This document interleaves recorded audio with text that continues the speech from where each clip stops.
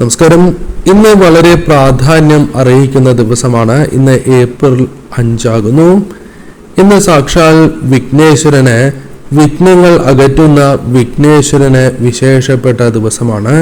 ഇന്ന് സങ്കടഹര ചതുർത്ഥിയാണ്. കൂടാതെ ഇന്ന് വികട സങ്കഷ്ടി ചതുർത്ഥി എന്നും അർത്ഥമാക്കാം. അതിനാൽ ഇന്നേ ദിവസം വ്രതം എടുക്കുന്നത് പോലും ശുഭകരമാണ്. എന്നാൽ വ്രതമെടുക്കാൻ സാധിച്ചില്ല എങ്കിലും ഇനി പരാമർശിക്കുന്നതായ കാര്യങ്ങൾ ഇന്നേ ദിവസം നിങ്ങൾക്ക് പ്രവർത്തിക്കാൻ സാധിച്ചാൽ അത് നിങ്ങളുടെ ജീവിതത്തിൽ സർവ്വ ഐശ്വര്യങ്ങൾ തന്നെ കൊണ്ടുവരും. വിഘ്നങ്ങൾ അകലുന്നതിനും ജീവിതത്തിലെ ദുരിതപൂർണമായ അവസ്ഥകൾക്ക് മാറ്റം സംഭവിക്കുന്നതിനും ഏറ്റവും ഉത്തമമാണ് ഇപ്രകാരം നിങ്ങൾ പ്രവർത്തിക്കുന്നത്. അതേക്കുറിച്ച് വിശദമായി തന്നെ ഈ അധ്യായത്തിലൂടെ മനസ്സിലാക്കാം. ഏവരും ഒരു നിമിഷം ഭഗവാനെ വന്ദിക്കണം. ഓം ഗം ഗണപതയേ നമഃ എന്ന് ഭഗവാന്റെ അതിവിശേഷപ്പെട്ടതായ നാമം കമന്റായി രേഖപ്പെടുത്തി വന്ദിക്കൂ.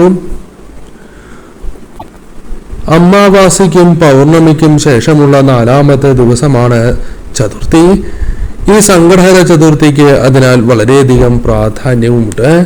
ഇന്നേ ദിവസം നിങ്ങൾക്ക് ചെയ്യാൻ സാധിക്കുന്ന ലളിതമായ കാര്യങ്ങൾ ഇവിടെ പരാമർശിക്കാം. ഈ കാര്യങ്ങൾ തീർച്ചയായും ഇന്നേ ദിവസം നിങ്ങൾ പ്രവർത്തിക്കണം. ഇന്നേ ദിവസം ഞായറാഴ്ച കൂടി ആയതിനാൽ നിങ്ങൾക്ക് കൂടുതൽ സമയം കൂടി ലഭിക്കുന്ന ഒരു ദിവസമാണ്. അതിൽ ആദ്യത്തേതായ കാര്യം, ഇന്നേ ദിവസം സൂര്യഭഗവാനുമായി ബന്ധപ്പെട്ട ഒരു ദിവസമായതിനാൽ ഇന്നേ ദിവസം സൂര്യഭഗവാനെ നിങ്ങൾ ആരാധിക്കുന്നതും സൂര്യദേവന്റെ മന്ത്രങ്ങൾ ജപിക്കുന്നതും നിങ്ങൾക്ക് വിശേഷാൽ ഫലം ജീവിതത്തിൽ കൊണ്ടുവരും. സൂര്യപ്രീതി നേടിയെടുക്കുവാൻ ഏറ്റവും ഉത്തമമായ ദിവസങ്ങളിൽ ഒന്നുകൂടിയാണ് ഞായറാഴ്ച.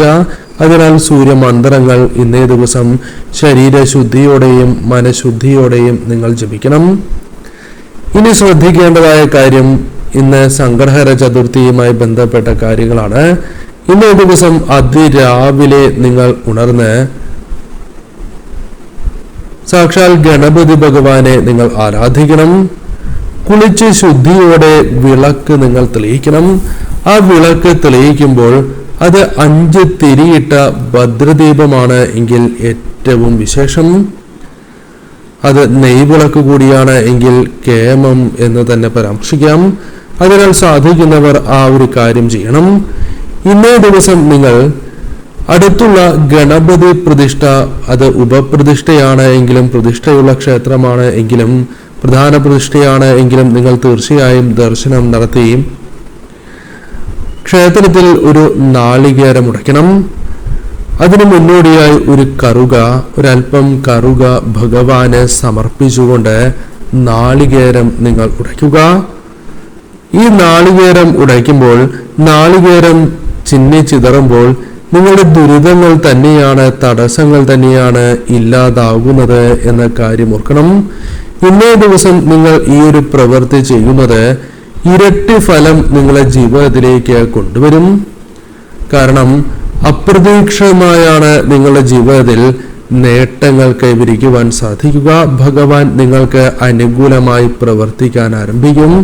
അതിനാൽ ഇന്നേ ദിവസം നിങ്ങൾക്ക് ചെയ്യാൻ സാധിക്കുന്ന പ്രധാനപ്പെട്ട കാര്യമായി ഇത് പരാമർശിക്കാം. ഇനി അഥവാ നിങ്ങൾക്ക് പകൽ സമയം ഇത് ചെയ്യാൻ സാധിച്ചില്ല എങ്കിൽ വൈകുന്നേര സമയത്തോ സന്ധ്യാവേളയിലോ നിങ്ങൾക്ക് ഈ ഒരു കാര്യം ചെയ്യാവുന്നതുമാണ്. അതിനാൽ തീർച്ചയായും നിങ്ങൾ അടുത്തുള്ള ഗണപതി ക്ഷേത്രത്തിൽ ദർശനം നടത്തുവാൻ മറക്കാതിരിക്കുക. ഇനി സന്ധ്യാസമയത്ത് ചെയ്യേണ്ടതായ ചില കാര്യങ്ങളെ കുറിച്ച് കൂടി പരാമർശിക്കാം. സന്ധ്യാസമയത്ത് 9 നെയ് അല്ലെങ്കിൽ, അതായത് 9 നെയ്വിളക്ക് അല്ലെങ്കിൽ വെളിച്ചെണ്ണ ദീപങ്ങൾ തെളിയിച്ചു വയ്ക്കണം. അല്പം പച്ചക്കർപ്പൂരം കൂടി ഇടാവുന്നതാണ്. ഒരു നുള്ള് എന്ന് പറയാം, ഒരു നുള്ളാണ് ഇത്. നിങ്ങൾക്ക് ചിരാതായി നിങ്ങൾക്ക് തെളിയിച്ചു വയ്ക്കാവുന്നതാണ്. നെയ്യ് കൊണ്ടോ അല്ലെങ്കിൽ വെളിച്ചെണ്ണ കൊണ്ടോ നിങ്ങൾക്ക് ഇപ്രകാരം സന്ധ്യാസമയത്ത് 9 ദീപങ്ങൾ തെളിയിക്കാം. അതോടൊപ്പം ഓം ഗം ഗണപതയേ നമഃ എന്ന ഭഗവാന്റെ ഏറ്റവും വിശേഷപ്പെട്ടതായ മന്ത്രങ്ങളും മറ്റ് വിശേഷാൽ മന്ത്രങ്ങളും നിങ്ങൾക്ക് അറിയാവുന്ന, നിങ്ങൾ ജപിക്കാവുന്ന മന്ത്രങ്ങൾ തീർച്ചയായും ജപിക്കണം. 108 തന്നെ ജപിക്കുവാൻ ശ്രമിക്കുക. 108 ജപിക്കുന്നത് സർവ ഐശ്വര്യപ്രദമാണ്. കൂടാതെ കറുക ഭഗവാന് നിങ്ങൾ സമർപ്പിക്കുന്നതും സർവ ഐശ്വര്യപ്രദമാണ്. നിവേദ്യമായി ഭഗവാന് കൊഴുക്കട്ടയോ പഴമോ പായസമോ സന്ധ്യാസമയത്ത് നിങ്ങൾ സമർപ്പിക്കാം. അതിനാൽ ഇന്നേ ദിവസം സന്ധ്യയ്ക്ക് ഈ കാര്യങ്ങൾ സമർപ്പിക്കുവാൻ പ്രത്യേകം ശ്രദ്ധിക്കണം. ശരീരശുദ്ധിയോടെയും മനഃശുദ്ധിയോടെയും തന്നെ ഭഗവാന് നിവേദ്യങ്ങൾ തയ്യാറാക്കുവാൻ നിങ്ങൾ ശ്രദ്ധിക്കേണ്ടതായിട്ടുണ്ട്. കൊഴുക്കട്ട, പഴം, പായസം എന്നിവ സമർപ്പിക്കാവുന്നതാണ്. എന്നാൽ ഇതിൽ എല്ലാം സമർപ്പിക്കുവാൻ സാധിച്ചില്ല എങ്കിൽ നിങ്ങൾക്ക് സാധിക്കുന്ന വസ്തുക്കൾ സമർപ്പിക്കാം. അത് പായസമാണ് എങ്കിലും അല്ലെങ്കിൽ പഴമാണ് സമർപ്പിക്കാൻ സാധിക്കുന്നത് എങ്കിലും അപ്രകാരം സമർപ്പിക്കാം. അതോടൊപ്പം മറ്റ് ഫലവർഗ്ഗങ്ങൾ, മധുര പലഹാരങ്ങൾ എന്നിവ ഭഗവാന് സമർപ്പിച്ച് പ്രാർത്ഥിക്കാവുന്നതാണ്. മധുരപലഹാരങ്ങൾ വീടുകളിൽ തയ്യാറാക്കുവാൻ സാധിക്കാത്ത ഒരു സാഹചര്യം നിങ്ങൾക്കുണ്ട് എങ്കിൽ തീർച്ചയായും നിങ്ങൾക്ക് പുറത്തു നിന്നും വാങ്ങി ഭഗവാന് സമർപ്പിച്ച് പ്രാർത്ഥിക്കാവുന്നതുമാണ്. ശേഷം കുടുംബാംഗങ്ങൾ ഏവരും ഇത് സ്വീകരിക്കുന്നതും അല്ലെങ്കിൽ അത് സേവിക്കുന്നതും സർവ ഐശ്വര്യപ്രദമായ കാര്യങ്ങൾ തന്നെയാണ്. കൂടാതെ ഇന്നേ ദിവസം ഭഗവാന് പുഷ്പങ്ങൾ അർപ്പിച്ച് പ്രാർത്ഥിക്കാവുന്നതുമാണ്. പ്രധാനമായും നിങ്ങൾ ശ്രദ്ധിക്കേണ്ടതായ കാര്യം ഭഗവാന് മന്ത്രങ്ങൾ ജപിക്കുവാൻ മറക്കാതിരിക്കുക എന്നുള്ളതാണ്. ഇന്നേ ദിവസം ഭഗവാന് കറുകാമാല ചാർത്തി പ്രാർത്ഥിക്കുന്നത് ഏറ്റവും വിശേഷപ്പെട്ട ഒരു കാര്യം തന്നെയാണ്. സങ്കടഹര എന്നുകൊണ്ട് അർത്ഥമാക്കുന്നത് സങ്കടങ്ങളിൽ നിന്നും നിങ്ങൾക്കൊരു മോചനം എന്നാണ്. അതിനാൽ നിങ്ങൾ അനുഭവിച്ചു പോരുന്ന ഏതൊരു ദുരിതങ്ങളെയും വിഷമതകളെയും പ്രയാസങ്ങളെയും അകറ്റുവാൻ ഏറ്റവും ശക്തമായ ഒരു ദിവസമായി തന്നെ ഇന്നേ ദിവസത്തെ പരാമർശിക്കുവാൻ സാധിക്കും. അതിനാൽ തീർച്ചയായും ഈ ദിവസം നിങ്ങൾ ഒരിക്കലും പാഴാക്കി കളയുവാൻ പാടുള്ളതല്ല.